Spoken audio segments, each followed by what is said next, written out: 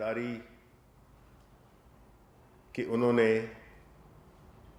اکثریت نے اپنے آپ کو ایک ایسے مجمع سے دور رکھا جو کہ ان کے لیے، ان کے خاندان کے لیے مہلک ثابت ہو سکتا تھا۔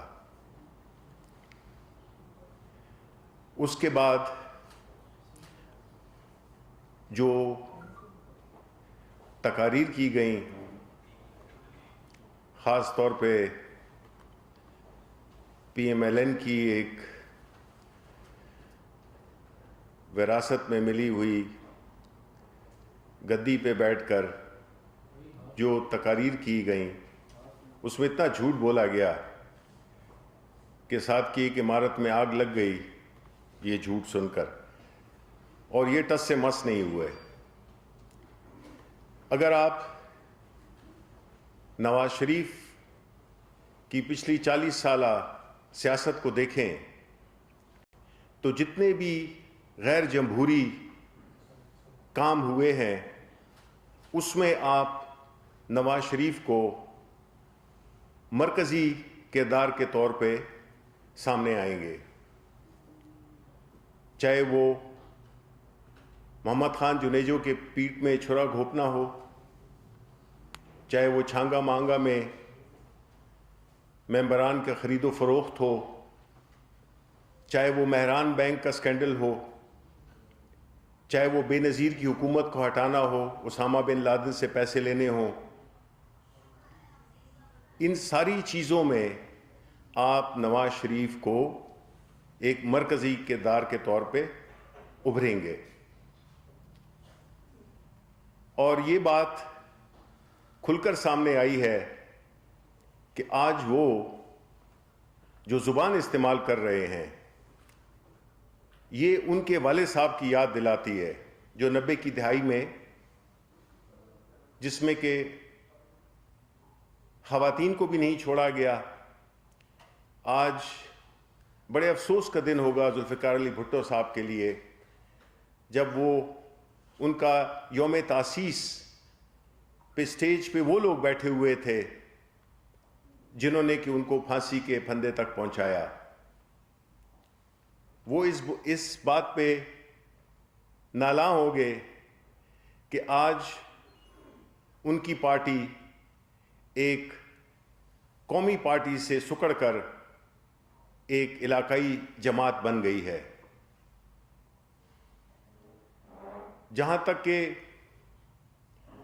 مولانا فضل الرحمان کا تعلق ہے تو وہ تو اب ایک 12ویں کھلاڑی بن چکے ہیں، ان سے تقریر کرائی جاتی ہے، وہ دھمکیاں بھی دیتے ہیں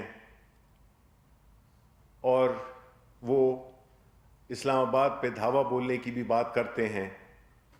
ایک مذہبی رہنما ہونے کی حیثیت سے، یا میں یہ کہوں گا کہ وہ سیاستدان جس نے کہ مذہب کا لبادہ اوڑھا ہوا ہے، ڈیرہ اسماعیل خان سے ریجیکٹ ہو کر علی امین نے جس نے کہ اس کو ہرایا، آج وہ دھاوا دینے کی بات کر رہا ہے اسلام آباد پہ۔ یہ وہی مولانا فضل الرحمان ہیں جنہوں نے کہ پچھلے سال بھی اسلام آباد پہ ایک اٹیک کیا تھا جس میں کہ پیپلز پارٹی اور نون لیگ دونوں نے ان کو دغا دیا، اور وہ ناکام ہو کر واپس چلے گئے، اور انہوں نے یہ عندیہ دیا کہ مارچ تک حکومت بدل جائے گی۔ اب سال کون سا تھا اس کا انہوں نے ذکر نہیں کیا تھا، اس لیے میں یہ ان کو بینیفٹ آف ڈاؤٹ دوں گا۔ دیکھیں، موجودہ حالات میں جس میں کہ ملک ایک ایسی، بلکہ ملک کیا بلکہ عالمی سطح پر ایک وبا نے اپنی لپیٹ میں لیا ہوا ہے ساری دنیا کو، جس کامیابی سے ہم پہلی لہر میں کامیاب ہو کر نکلے، جس میں کہ وزیر اعظم صاحب کی یہ اسٹریٹجی کہ روزگار بھی بچانا ہے اور لوگوں کی جانیں بھی بچانی ہیں، جس کی عالمی سطح پر پذیرائی ہوئی. یہ وہی لوگ تھے جو کہ مکمل لاک ڈاؤن کا واویلا مچا رہے تھے، لیکن آج وہی لوگ اس کو کورونا وبا کو ایک ذاتی مفاد کے لیے اس بات پہ تلے ہوئے ہیں کہ انہوں نے جلسے کرنے ہیں. ان کا خیال یہ ہے کہ یہ جلسوں سے حکومت چلی جائے گی. یہ بھول جائیں، یہ 15 دسمبر کی تاریخیں دے رہے ہیں، یہ 150 جلسے بھی کر لیں، حکومت کا کوئی بال بیکا نہیں کر سکتے. وہ اس وجہ سے کہ جو ہماری حکومت ہے، پرائم منسٹر عمران خان کی حکومت ہے، ایک آنیسٹ لیڈر کی حکومت ہے.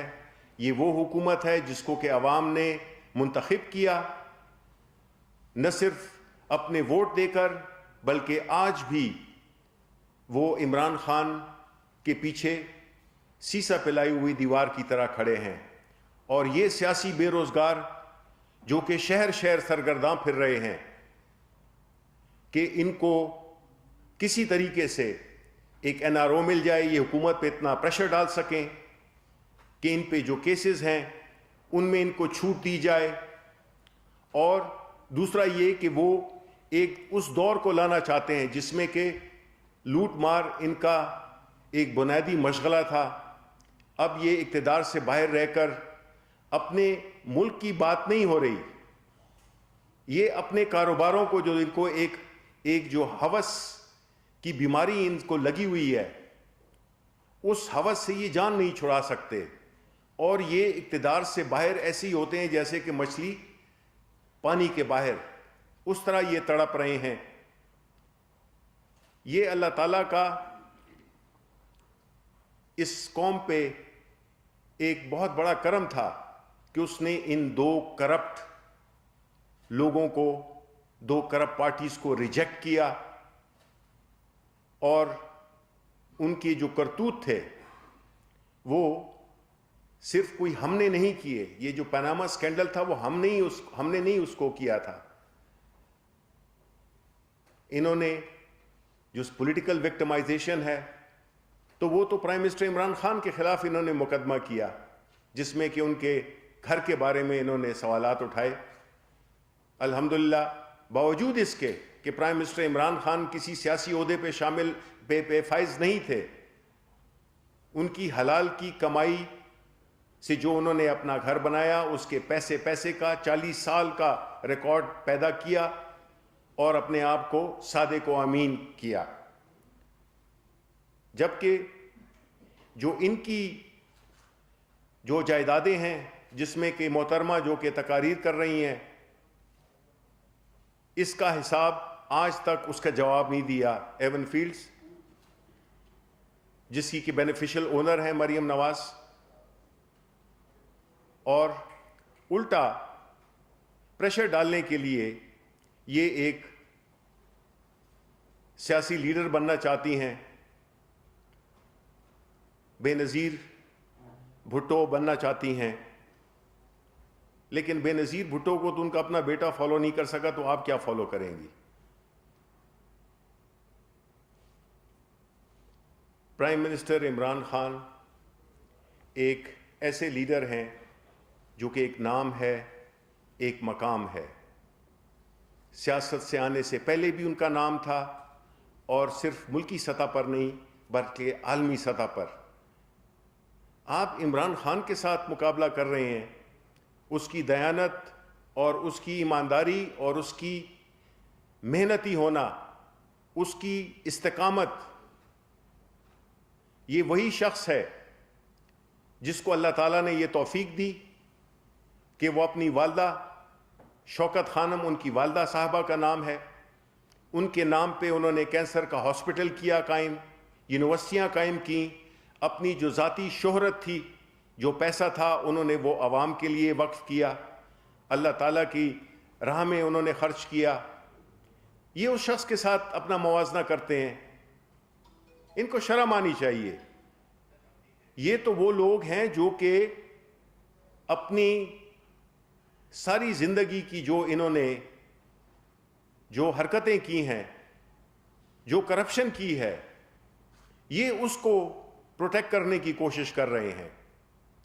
آپ نے دیکھا ہوگا کہ آج کے جلسے میں کسی ایک لیڈر نے بھی، جو بھی ان کے تقاریر ہوئیں، کیا مریم نواز، کیا باقی لوگوں نے کسی غریب کا ذکر بھی کیا؟ ہمیں تو نہیں سنائی دیا۔ آپ غریبوں کو استعمال کرتے ہیں، آپ ان کو کیڑے مکوڑے سمجھتے ہیں، آپ صرف ان کو ایک ذریعہ اقتدار میں آنے کا سمجھتے ہیں۔ آپ نے ان کی بھلائی کے لیے کیا کیا؟ آپ کی وجہ سے ہمارا ملک پیچھے رہ گیا ہے۔ جبکہ آپ اپنے کاروبار کو دوام دے رہے تھے، آپ کی ملک کے ادارے اسی سپیڈ سے نیچے جا رہے تھے۔ آپ نے اس ملک کے ساتھ جو ظلم کیا ہے، جس قرضوں میں آپ نے ہمیں جکڑا ہے اور ہماری مستقبل کی جنریشنز کو جکڑا ہے، آپ یہ بھول جائیں کہ یہ لوگ، پاکستان کے عوام، آپ کو دوبارہ چانس دیں گے۔ آپ لوگ ایک قصہ پارینہ بن چکے ہیں اور یہ پاکستان بدل چکا ہے۔ کچھ کہتے ہیں کہ پولرائزیشن ہو گئی ہے، بالکل ہوئی ہے پولرائزیشن، لیکن پولرائزیشن کس کی ہوئی ہے؟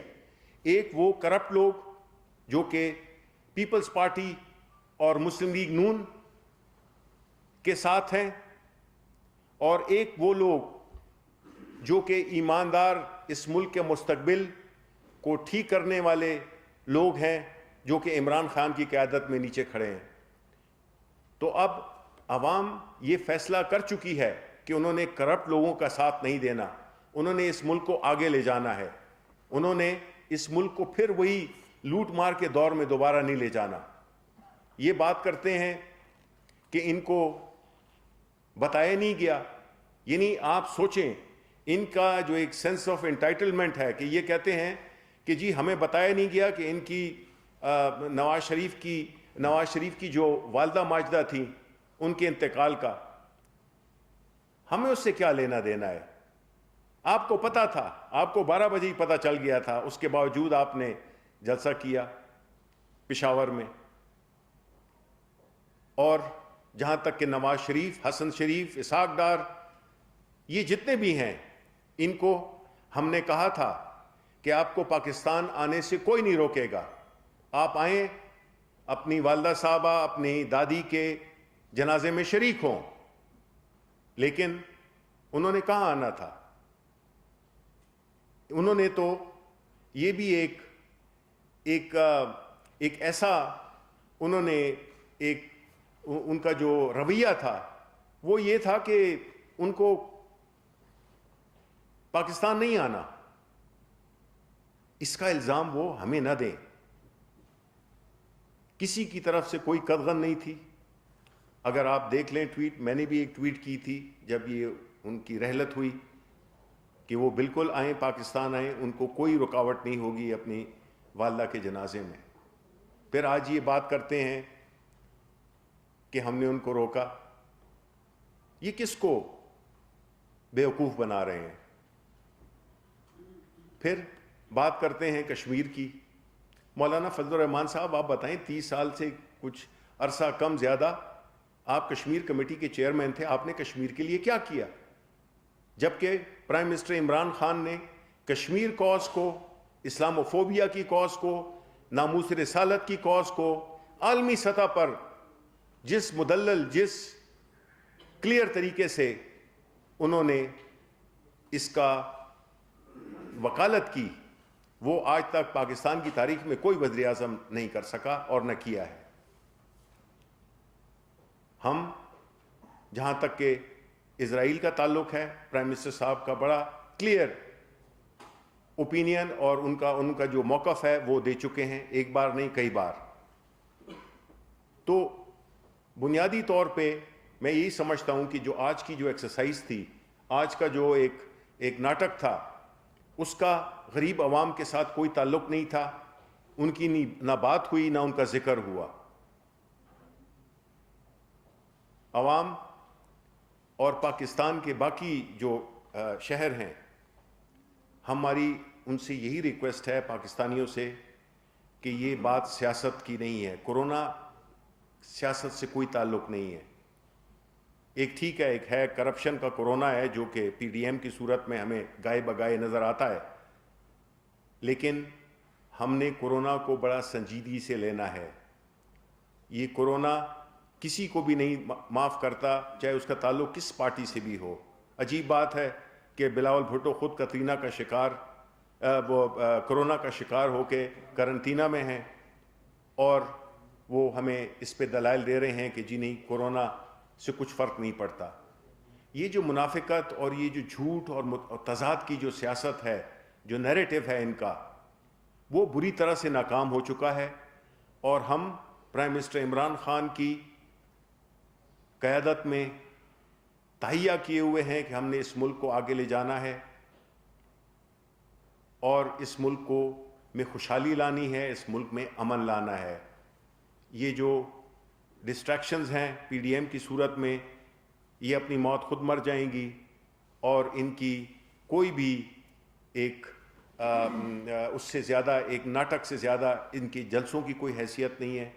اور انشاءاللہ ہم یہی دیکھیں گے کہ عوام، پاکستان کے عوام، جس طرح کہ پشاور کے جلسے میں انہوں نے حکمت کا ثبوت دیا، اسی طرح ملتان میں آج ہم نے دیکھا.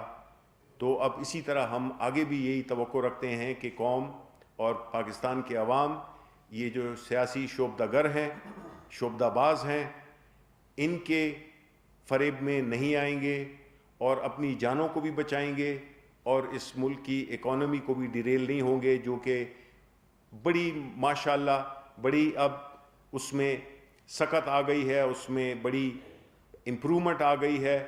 اور ہم یہ سمجھتے ہیں کہ یہ ہمارا جو اکنامک ریوائول ہے وہ شروع ہو چکا ہے. مہنگائی کافی حد تک نیچے آ رہی ہے، انشاءاللہ اس سے آگے اور بھی آئے گی. دنوں کی بات ہے، ہفتوں کی بات ہے. یہ عارضی، پہلے بھی میں نے یہی کہا تھا کہ جو مہنگائی ہے یہ ایک عارضی بیماری ہے، اور انشاءاللہ ہم اس عارضی بیماری سے بھی پاکستانی عوام کو چھٹکارا دلائیں گے، اور یہ جو کرپشن کے کورونا ہیں ان سے بھی ہم ان کی جان چھڑائیں گے. بہت شکریہ.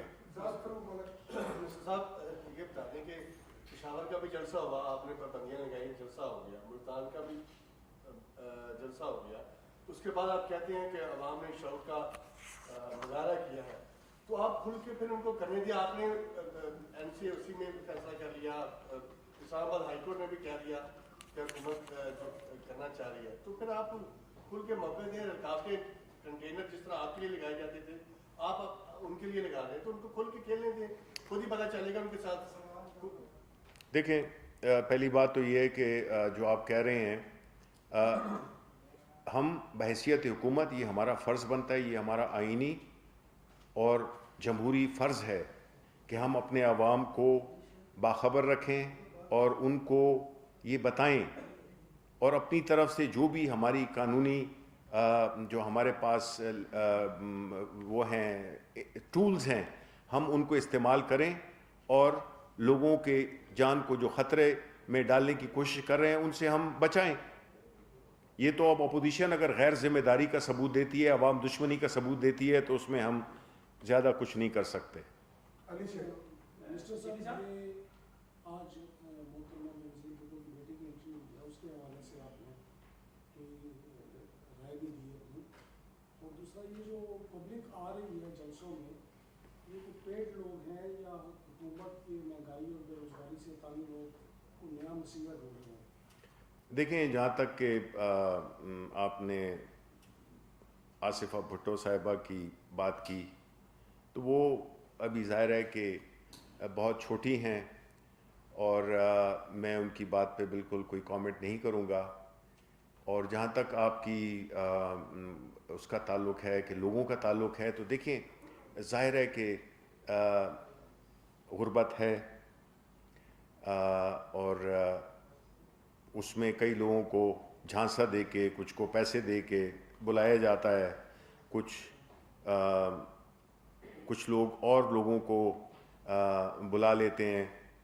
تو اس لیے میں یہی سمجھتا ہوں کہ عام اگر آپ یہ دیکھیں کہ وہ 11 جماعتیں ہیں جو کہ اپنے آپ کو کچھ اس ملک کی سیاست میں بڑا وہ سمجھتے ہیں، تو اگر آپ 11 جماعتوں کے جلسے کی تعداد دیکھیں تو اسے تو یہی ظاہر ہوتا ہے کہ یہ مختلف اپنے ساتھ لوگ لا کے اس سے یہ جلسہ گاہ تو نہیں بھر سکتے. اور وہ ہم نے دیکھ لیا پشاور میں بھی اور لاہور میں، اس میں آج ملتان میں بھی دیکھ لیا ہے، باوجود اس کے کہ ہم تحریک انصاف وہاں کی سیٹیں جیتی ہے. تو اس لحاظ سے ان کا جو شو تھا وہ بہت ہی ایک عام اس کا وہ تھا، اور لگ رہا یہی تھا کہ یہ جو ہے تو اس کو عوامی پذیرائی، آپ مجھ سے زیادہ بہتر جانتے ہیں، آپ نے سیاست بھی کور کی ہے، کہ اس کو وہ عوامی پذیرائی جس میں آپ کہیں نا کہ جس طرح دیکھیں پاکستان تحریک انصاف کے جلسے ان سے جلسے بڑے کسی نے نہ کیے ہیں اور نہ ہوں گے. ہم ایک جماعت ہو کے اس سے 10 گنا بہتر جلسہ کر سکتے ہیں. تو اس لیے میں نہیں سمجھتا ہوں کہ ان کے کوئی جو لوگ آئے تھے وہ کوئی اس پہ کوئی کامنٹ کیا جا سکتا ہے، کیونکہ وہ ایک انتہائی پور شو تھا. شفیع صاحب یہ بتائیں کہ آج مریم نواز صاحبہ نے 2 سلیکٹرز کی بات کی. 2 سلیکٹرز جو ہے وہ ان کی گاڑی کو دھکا لگا رہے ہیں، اور ساتھ یہ بھی کہا 2 سلیکٹرز اور یہ مل کر جو ہے وہ اسرائیل کو تسلیم کرنے کا ماحول بنا رہے ہیں. اس سے کیا آپ کو سمجھ آئی کہ یہ دیکھیں کہہ رہی ہے؟ اور دوسری ایک چھوٹی سی چیز، کہیں ایسا تو نہیں ہوگا اب کی بار کہ جب وہ اسلام آباد آئیں، جیسے کنٹینر وغیرہ لگائے گئے، راستے بند کیے گئے، لیکن اینڈ ٹائم کے اوپر جو ہے وہ سب کچھ کھول دیا گیا، کہ جب وہ اسلام آباد آئیں اور اس کے بعد حکومت جو ہے وہ اس کو بھی الاؤ کر دے، اور پھر اس کے بعد اسلام آباد میں پہلے کی طرح ایک اور جو ہے وہ سارا لگ جائے. دیکھیں پہلی بات جو آپ نے کی ہے جہاں تک اسرائیل کا تعلق ہے، یہ ایک انتہائی غیر ذمہ دار، سیاسی میچورٹی سے ٹوٹلی آری شخص یہ بات کر سکتا ہے. انہوں نے ان کی تقاریر سے اگر آپ دیکھیں تو یہ ہر چیز داؤ پہ لگانے کو تیار ہیں، چاہے وہ پاکستان کا نام ہو، چاہے وہ ادارے ہوں، چاہے وہ کوئی بھی ہو، عوام ہو. کورونا میں جھونکنا، اپنی فیملیز تو ان کی باہر بیٹھی ہوئی ہیں، آپ کو مجھے یہ کہتے ہیں کہ جلسوں میں آئیں. تو یہ ایک انتہائی غیر ذمہ دارانہ ان کی سٹیٹمنٹ تھی، ان کی پوری تقریر کی طرح بالکل ایک ڈس جوائنٹڈ قسم کی باتیں کر رہی تھیں، اور ان کے اس سے صرف اور صرف نفرت تھی. ان کا ہدف صرف عمران خان تھا، کیونکہ ان کو معلوم ہے کہ ایک شخص عمران خان کے نام سے اس کو اگر انہوں نے زیر کر لیا تو یہ سمجھتے ہیں کہ وہ پاکستان میں پھر لوٹ مار کا دور کریں گے. عمران خان کی حفاظت اللہ کرتا ہے. عمران خان پاکستان میں اللہ تعالیٰ کی طرف سے، ان کی رضا سے، اللہ تعالیٰ کی رضا سے اس ملک کے حکمران بنے ہیں. ان کا کوئی بال بیکا نہیں کر سکتا، اور یہ اسی طرح عمران خان کو ہی اپنے ہدف کا نشانہ بنائیں گے، کیونکہ ان کو پتہ ہے کہ عمران خان ان کی ساری ان کی جو ایک چاہے وہ سیاسی ہو، ان کی جو معاشرتی وہ ہو سرگرمیاں ہوں، اس میں اگر ایک رکاوٹ ہے، اگر NRO کسی نے دینا ہے اور یا نہ دینا ہے، وہ جو ہے وہ عمران خان ہے. تو اس لیے انہوں نے اپنی تقریر کا ہدف عمران خان کو ہی بنایا، پرائم منسٹر صاحب کو. جی سارے وزیر اعظم اور سارے کام اللہ کی مرضی سے ہی ہوتے ہیں. آگے عمران صاحب بھی بنے، اس سے پہلے بھی جتنے بنے تھے وہ بھی اللہ کی رضا سے. نہیں، میں اس میں تھوڑا نہیں میں کریکٹ کر دوں، نہیں میں ادھر ہی کریکٹ کر دوں آپ کو. نہیں سوال پھر آپ بعد میں پوچھتے رہیں. اس میں کوئی شک نہیں ہے، اس میں کوئی شک نہیں ہے کہ ہر کام اللہ تعالیٰ کی رضا سے ہوتا ہے. ایک پتہ بھی نہیں ہل سکتا، یہ ہمارا ایمان ہے. لیکن اللہ تعالیٰ نے یہ بھی کہا ہے کہ میں ان ملکوں پہ وہی حکمران مسلط کرتا ہوں جس کے کہ وہ قابل ہوتے ہیں. ہماری ملک کی یہ شاید اللہ تعالیٰ نے ہم پہ رحم کیا ہو کہ ہمیں ایک ایماندار، نڈر اور ایک محنتی پرائم منسٹر دیا ہے، جو کہ آپ کو پہلے کبھی نہیں ملا تھا، جس کا کہ نہ ذاتی کاروبار ہے، نہ اس کا کوئی ذاتی ایجنڈا ہے، نہ اس کی اولاد کو وہ سیاست میں لانے کا ارادہ رکھتا ہے. اس لیے یہ بالکل مختلف بات ہے. جی اب سوال کریں، اب سوال کریں. سر ایک خبر یہ ہے کہ پرائم منسٹر کی جتنی بھی گفتگو ہے، ٹیلی فون کال ہے، بند ہوتی ہے، ISI اور IB کرتی ہے. آیا کہ یہ کس کی مرضی سے ہو رہا ہے، کس کی منظوری سے ہو رہا ہے، اس کو آپ کس طرح دیکھتے ہیں کہ اس چیز طرح ہونا چاہیے؟ دیکھیں، جب پرائم منسٹر صاحب نے اپنے انٹرویو میں یہ بات کی ہے تو اس کا بتانے کا مقصد یہ ہے کہ پرائم منسٹر کی ایک سیکیورٹی ہوتی ہے. پرائم منسٹر نمائندہ ہوتا ہے حکومت کا، لیکن ایک اوور آل جو اسٹیٹ ہوتی ہے، اسٹیٹ آف پاکستان، اس کی بھی ایک ذمہ داری ہوتی ہے کہ وہ ملکی مفاد میں. اب دیکھیں یہ نواز شریف کے پرابلمز کیوں ہوتے تھے, وہ باتیں عمران خان کی بھی سنی جاتی ہیں اور وہ نواز شریف کی بھی سنی جاتی تھیں اور وہ آصف علی زرداری کی بھی سنی جاتی تھیں اور وہ جو باقی لیڈران تھے ان کی بھی سنی جاتی تھیں. فرق کیا ہے کہ پرائم منسٹر عمران خان نہ تو کوئی ذاتی کاروبار کر رہے ہیں, نہ ان کی کوئی ایسی ڈیلنگ ہے, نہ وہ انڈیا کے ساتھ کوئی تعلقات اس طرح کے رکھ رہا ہے جس میں کہ کوئی ملکی مفاد کو نقصان پہنچو. یہ ہر جگہ پہ ہوتا ہے, یہ امریکہ میں بھی ہوتا ہے, یورپ میں بھی ہوتا ہے, ہر جگہ پہ یہ ہوتا ہے. تو میرا خیال ہے کہ پرائم منسٹر کی سیکیورٹی اور ملک کی نیشنل انٹرسٹ میں آئی ڈونٹ سی اینی کوئی ایسی بات جو ہے جو کہ جس کو ڈر نہ ہو کسی کہ وہ کوئی غلط بات نہیں کر رہا, وہ کوئی کاروبار نہیں کر رہا.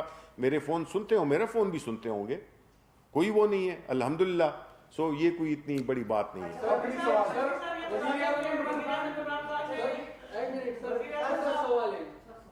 وزیر اعظم عمران خان مسئلہ کشمیر اور افغانستان کلاس پہ سوسائٹی کا کردار ادا کرتے ہیں, لیکن اپنے ملک میں اپوزیشن کے ساتھ بات کرنے پہ تیار نہیں ہے, حالانکہ بات تصادم کی طرف جاری ہے. اور دوسرا چھوٹا سا سوال ہے سر, اگر ساری اپوزیشن چور ہے اس کو جیل میں ڈال لیں تو کیا اس سے عوام کے جو ایشوز ہے وہ حل ہوں گے یا نہیں؟ آپ کے پہلے سوال کا جواب میں ایک شعر میں دوں گا کہ میرے ضمیر نے قابیل کو نہیں بخشا, میرے ضمیر نے قابیل کو نہیں بخشا, میں کیسے صلح کروں قتل کرنے والوں سے. انہوں نے جو پاکستانی عوام کے مستقبل کا جو قتل کیا ہے, جو پاکستان کی معیشت کا قتل کیا ہے, ان کے ساتھ ہم کوئی اس طرح کی بات نہیں کر سکتے. ہم نے افغانستان میں ایک بڑا اہم کردار ادا کیا ہے, اسی طرح ہم نے اور جہاں پہ بھی پرائم منسٹر کا ایک سٹیچر ہے, پرائم منسٹر کا ایک نام ہے, اس کو ہم پازیٹیو سینس میں امہ مسلمہ ہو یا پاکستان کی انٹرسٹ ہو اس کے لیے وہ استعمال ہوتے رہیں گے.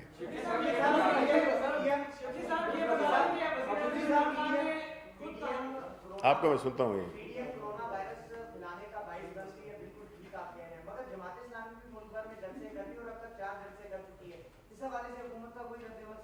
نہیں, بالکل وہ بالکل غلط کر رہے ہیں. کوئی بھی کرے, چاہے ہم کریں چاہے کوئی بھی کرے, یہ عوام کے ساتھ زیادتی ہے.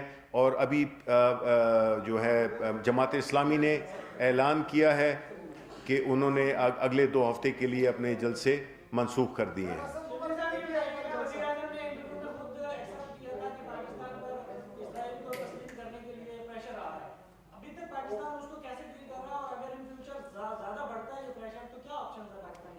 دیکھیں, ہمارا جو موقف ہے وہ وہی ہے جو کہ پرائم منسٹر صاحب نے اپنے 2 انٹرویوز میں کہہ دیا ہے. ہماری پوزیشن وہی ہے, چاہے کچھ بھی ہو جائے ہماری پوزیشن وہی رہے گی.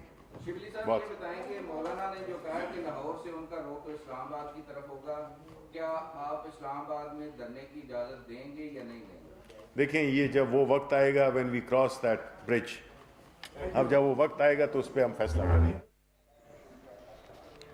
وفاقی وزیر اطلاعات senator Shibli Faraz media briefing دے رہے تھے. انہوں نے کہا کہ اپوزیشن کا بیانیہ بری طرح ناکام ہو چکا ہے, یہ بھول جائیں کہ جلسوں سے حکومت چلی جائے گی. انہوں نے کہا کہ دنیا بھر کو اس وقت کورونا کی دوسری لہر کا سامنا ہے اور کورونا کے خلاف پاکستان کی پالیسی کو عالمی سطح پر سراہا گیا.